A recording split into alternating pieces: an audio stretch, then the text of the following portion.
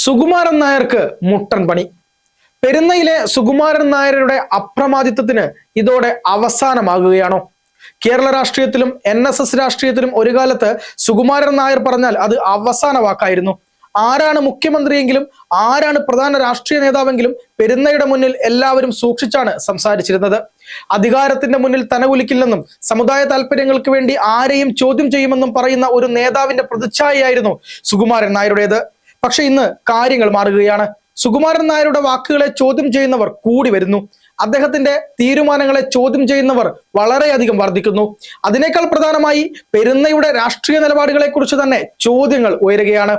ഒരിക്കൽ സമദൂര രാഷ്ട്രീയത്തിന്റെ വക്താവായി അറിയപ്പെട്ടിരുന്ന സുകുമാരൻ നായർ ഇന്ന് ഒരു പ്രത്യേക രാഷ്ട്രീയ ശക്തിയോട് അടുപ്പം പുലർത്തുന്നു എന്ന വിമർശനമാണ് പ്രധാനമായും ഉയരുന്നത്. ആ വിമർശനത്തിന്റെ കേന്ദ്രത്തിൽ നിൽക്കുന്നത് പിണറായി വിജയനുമായുള്ള സുകുമാരൻ നായരുടെ അടുപ്പവുമാണ്. ഒരു സമുദായ സംഘടനാ നേതാവിന് മുഖ്യമന്ത്രിയുമായോ മുൻ മുഖ്യമന്ത്രിയുമായോ ബന്ധമുണ്ടാകുന്നതിൽ യാതൊരു തെറ്റുമില്ല, അത് സ്വാഭാവികവുമാണ്. പക്ഷെ ചോദ്യം മറ്റൊന്നാണ്. എല്ലാ രാഷ്ട്രീയ നേതാക്കളോടും ഒരേ അളവുകോലാണോ ഇവർ പെരുമാറുന്നത്? കോൺഗ്രസ് നേതാക്കളെ വിമർശിക്കുമ്പോൾ കാണിക്കുന്ന രൂക്ഷത ഇടതുപക്ഷത്തോട് ഇവർ കാണിക്കുന്നുണ്ടോ?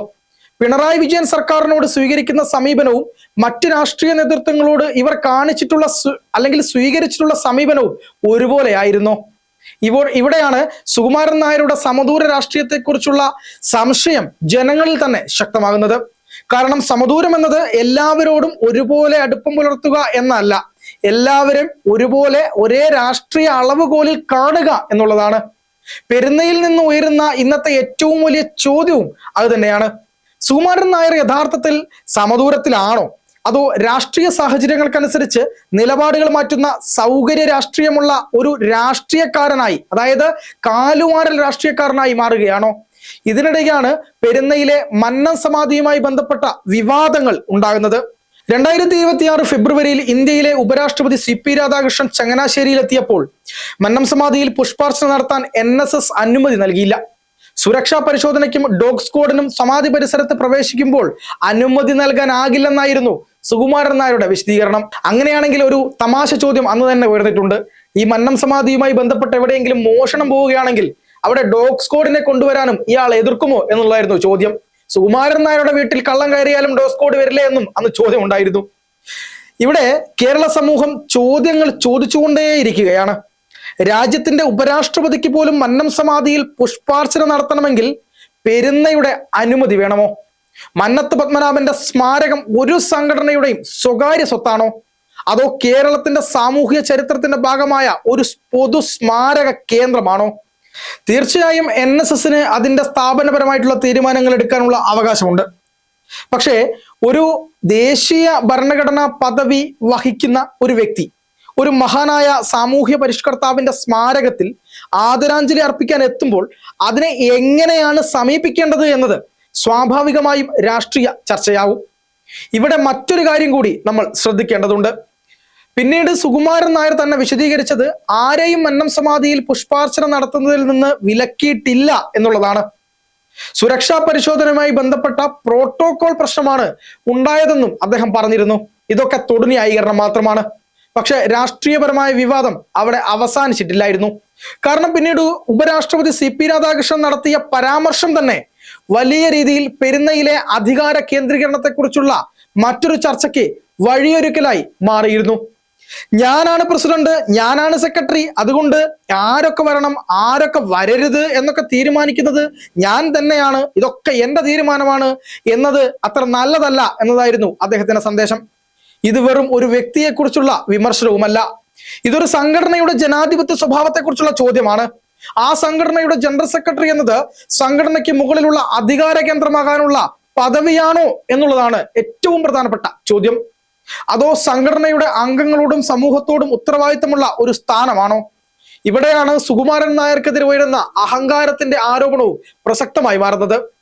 അധികാരം കിട്ടിയാൽ അത് ഉപയോഗിക്കാം, പക്ഷെ അധികാരം ഉപയോഗിക്കുന്ന രീതിയാണ് ഒരു നേതാവിന്റെ രാഷ്ട്രീയ സ്വഭാവത്തെ നിർണയിക്കുന്നത് എന്നുള്ളത് നമ്മൾ മനസ്സിലാക്കണം. ആരെയും കാണേണ്ടതില്ല, ആരെയും കണക്കിലെടുക്കേണ്ടതില്ല, എന്റെ തീരുമാനമാണ് അവസാന തീരുമാനം എന്ന രീതിയിലേക്ക് ഒരു സംഘടനയുടെ നേതൃത്വം തന്നെ മാറിപ്പോയാൽ ആ സംഘടനയ്ക്ക് തന്നെ അപകടമാണ് അല്ലെങ്കിൽ അപകടകരമാണ് എന്ന സത്യം നമ്മൾ മനസ്സിലാക്കണം. ഇത് സുകുമാരൻ നായർക്കെതിരെ ഉയരുന്ന വിമർശനവും അത് തന്നെയാണ്. പെരുന്ന ഒരു വ്യക്തിയുടെ സ്വകാര്യ കേന്ദ്രമല്ല എന്നുള്ളതാണ് നമ്മൾ മനസ്സിലാക്കേണ്ടത്. അതിനൊപ്പം മറ്റൊരു രാഷ്ട്രീയവാദവും ശക്തമാവുകയാണ്. സുകുമാരൻ നായരുടെ നിലപാടുകളെ ഗണേഷ് കുമാർ അടക്കമുള്ളവർ ചോദ്യം ചെയ്ത സംഭവങ്ങൾ ഇന്ന് കൂടി വരുന്നു. ഇവിടെ ഒരു കാര്യം കൃത്യമായി പറയേണ്ടതുണ്ട്. ഗണേഷ് കുമാർ സുകുമാരൻ നായരെ പൂർണ്ണമായി തള്ളിക്കളഞ്ഞു എന്ന് പറയുന്നത് ശരിയല്ല.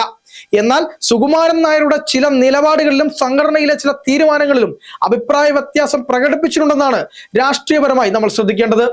അതുകൊണ്ട് തന്നെ പ്രശ്നം ഒരു വ്യക്തിയോ മറ്റൊരു വ്യക്തിയും തമ്മിലുള്ള തർക്കം മാത്രമല്ല, NSS പോലെയുള്ള ഒരു പ്രധാനപ്പെട്ട വലിയ സംഘടനയുടെ നേതൃത്വത്തിൽ അഭിപ്രായ വ്യത്യാസങ്ങൾ എങ്ങനെ കൈകാര്യം ചെയ്യപ്പെടുന്നു എന്നുള്ളതാണ്. ഇതാണ് ഇതിന്റെ യഥാർത്ഥ വശം. ഒരു നേതാവിനെ ചോദ്യം ചെയ്താൽ അയാൾ ശത്രുവാകുമോ? വിയോജിപ്പ് പ്രകടിപ്പിച്ചാൽ സംഘടനയ്ക്ക് പുറത്താക്കുമോ? അങ്ങനെയാണെങ്കിൽ അത് സംഘടനയുടെ ശക്തിയാണോ അതോ ദൗർബല്യമാണോ? ഇവിടെയാണ് സുകുമാരൻ നായരുടെ നേതൃത്വത്തെക്കുറിച്ച് കൂടുതൽ ഗൗരവമുള്ള ചോദ്യങ്ങൾ നമുക്ക് ചോദിക്കേണ്ടി വരുന്നത്. പെരുന്നയുടെ ചരിത്രം ഒരാളുടെ ചരിത്രമല്ല, അത് മന്നത്ത് പത്മനാഭന്റെ ചരിത്രമാണ്. അത് NSS പ്രവർത്തകരുടെ ചരിത്രമാണ്. അത് കേരളത്തിലെ സാമൂഹിക മുന്നേറ്റത്തിന്റെ ചരിത്രമാണ്. അതുകൊണ്ടാണ് പെരുന്നയെ ഒരാളുടെ വ്യക്തിപരമായ രാഷ്ട്രീയ അധികാര കേന്ദ്രമാക്കി ചുരുക്കുന്നത് മന്നത്ത് പത്മനാഭന്റെ പാരമ്പര്യത്തോട് പോലും നീതി കാണിക്കാത്ത കാട്ടുനീതിയാണ് എന്നത് നമുക്ക് പറയേണ്ടി വരുന്നത്. ഇവിടെയാണ് പിണറായി വിജയനുമായുള്ള ബന്ധത്തെക്കുറിച്ചുള്ള വിമർശനവും വീണ്ടും വീണ്ടും ഉയർന്നു വരുന്നത്. പിണറായി വിജയനുമായി സംസാരിക്കാം, പിണറായി വിജയനെ കാണാം, സർക്കാരുമായി സഹകരിക്കാം, ഇതിലൊന്നും തന്നെ തെറ്റില്ല. പക്ഷേ ഒരു സമുദായ സംഘടനയുടെ നേതൃത്വം ഒരു രാഷ്ട്രീയ സർക്കാരുമായി അടുപ്പം പുലർത്തുമ്പോൾ ആ ബന്ധം സംഘടനയുടെ രാഷ്ട്രീയ നിലപാടുകളെ സ്വാധീനിച്ചിരുന്നോ എന്നുള്ളതാണ് ചോദ്യം. പ്രത്യേകിച്ച് അതേ നേതൃത്വം കോൺഗ്രസ് ഉൾപ്പെടെയുള്ള മറ്റ് രാഷ്ട്രീയ ശക്തികൾക്കെതിരെയും അതുപോലെ അവരുടെ ഗവൺമെന്റിനെതിരെയും വളരെ രൂക്ഷമായ രീതിയിൽ ഭാഷ ഉപയോഗിച്ച് അവരെ വിമർശിക്കുമ്പോൾ അപ്പോഴാണ് ആളുകൾ ചോദിക്കുന്നത്, ഇത് സമദൂരമാണോ അതോ മറ്റെന്തെങ്കിലും ദൂരമാണോ എന്നത്. അതോ ഇടതുപക്ഷത്തിന് പ്രത്യേക മൃദു സമീപനമോ ആനുകൂല്യങ്ങളോ നിങ്ങൾ കൊടുക്കുന്നുണ്ടോ? നിങ്ങൾക്ക് വ്യക്തിപരമായി എന്തെങ്കിലും നേട്ടമുണ്ടോ? ഇതാണ് സുകുമാരൻ നായരുടെ ഇന്നത്തെ രാഷ്ട്രീയ പ്രതിസന്ധിയുടെ കാതലെന്ന് നമുക്ക് പറയാം. ഒരു കാലത്ത് സുകുമാരൻ നായരെ വിമർശിക്കാൻ രാഷ്ട്രീയ നേതാക്കൾ പോലും പല തവണ ആലോചിച്ചിരുന്നെങ്കിൽ ഇന്ന് അദ്ദേഹത്തിന്റെ നിലപാടുകളെ പരസ്യമായി ചോദ്യം ചെയ്യുന്ന ആളുകൾ തന്നെയാണ് മുൻപിലുള്ളത് എന്ന് നമ്മൾ മനസ്സിലാക്കണം. ആ സാഹചര്യമാണ് രൂപപ്പെട്ടു വന്നിരിക്കുന്നത്. ഉപരാഷ്ട്രപതിയുടെ സംഭവമുണ്ട്, സുരേഷ് ഗോപിയുടെ വിമർശനമുണ്ട്, ഗണേഷ് കുമാറുമായുള്ള അഭിപ്രായ വ്യത്യാസങ്ങളുണ്ട്, കോൺഗ്രസ് നേതൃത്വവുമായുള്ള ഏറ്റുമുട്ടലുകളുണ്ട്. ഇതിനു പുറമെ പെരുന്നയ്ക്കുള്ളിൽ തന്നെ നേതൃത്വത്തിനെതിരെ അസ്വസ്ഥതയുണ്ടെന്ന റിപ്പോർട്ടുകളും പുറത്തു വരുന്നുണ്ട്. ഇതെല്ലാം കൂടി ചേർത്ത് നോക്കുമ്പോൾ ഒരു കാര്യം വ്യക്തമാണ്, സുകുമാരൻ നായരുടെ മുന്നിലുള്ള യഥാർത്ഥ വെല്ലുവിളി പുറത്തു നിന്നുള്ള രാഷ്ട്രീയ എതിരാളികളുടേത് അല്ല എന്നുള്ള കാര്യം. അദ്ദേഹം കൈകാര്യം ചെയ്യുന്ന സംഘടനയ്ക്കുള്ളിലെ വിശ്വാസ്യതയാണ് തകരുന്നത്. കാരണം ഒരു നേതാവിന് എത്ര ശക്തമായ രാഷ്ട്രീയ ബന്ധങ്ങളുണ്ടെങ്കിലും സംഘടനയ്ക്കുള്ളിലെ സാധാരണ അംഗങ്ങൾക്ക് ആ നേതൃത്വത്തിൽ വിശ്വാസമില്ലെങ്കിൽ ആ അധികാരം അധികകാലം നിലനിൽക്കില്ല എന്നതാണ് സത്യം. അതാണ് ചരിത്രം നമ്മളെ പഠിപ്പിക്കുന്നത്.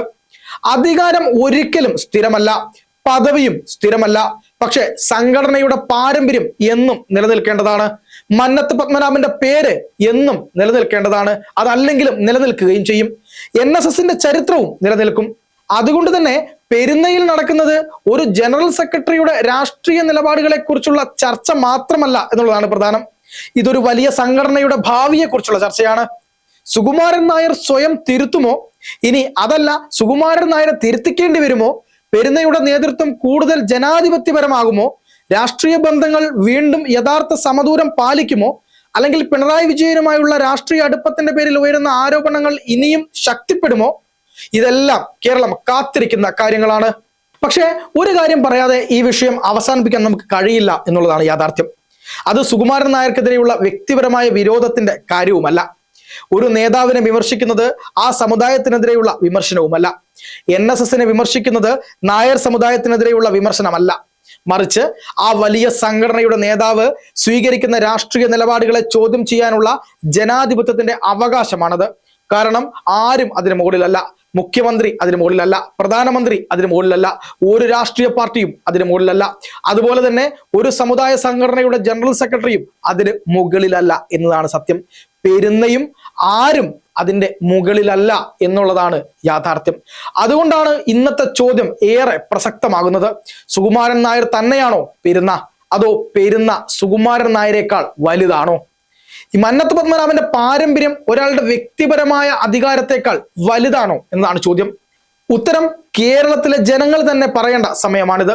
കാരണം അധികാരം എത്ര വലുതായാലും അഹങ്കാരം അതിനേക്കാൾ വലുതായി കഴിഞ്ഞാൽ, തന്റെ സ്വന്തം കാര്യം സിന്ദാബാദ് എന്ന് പറഞ്ഞാൽ, ഒരു ദിവസം ആ അധികാരത്തിന് മുന്നിൽ ചോദ്യം ഉയരുക തന്നെ ചെയ്യും. ഈ പെരുന്നയിൽ ഉയരുന്ന ചോദ്യവും അത് തന്നെയാണ് ചൂണ്ടിക്കാണിക്കപ്പെടുന്നത്. സുകുമാരൻ നായർക്ക് ഇനി ആരെയും പേടിക്കേണ്ടതില്ലെന്ന് പറയാം. പക്ഷേ ജനാധിപത്യത്തിൽ ഒരു കാര്യം ആരും മറക്കരുത്, അധികാരത്തെക്കാൾ വലുതാണ് ജനങ്ങളുടെ ചോദ്യം. ഇത് തന്നെയാണ് നമ്മൾ ഇനിയും ആവർത്തിച്ച് പറഞ്ഞുകൊണ്ടിരിക്കേണ്ടത്. മേജർ രവി പറഞ്ഞതുപോലെ ഒരു നായരായി നിന്നുകൊണ്ട് പറയുന്നു, ഒരു നായരും ഒരു നായർ ആളുകളും നായർ സമുദായവും സുകുമാരൻ നായരുടെ അല്ലെങ്കിൽ സുകുമാരൻ നായർക്ക് അട്ടിപ്പേർ അവകാശം കൊടുത്തിട്ടില്ല എന്നത്. അത് തന്നെയാണ് സത്യം.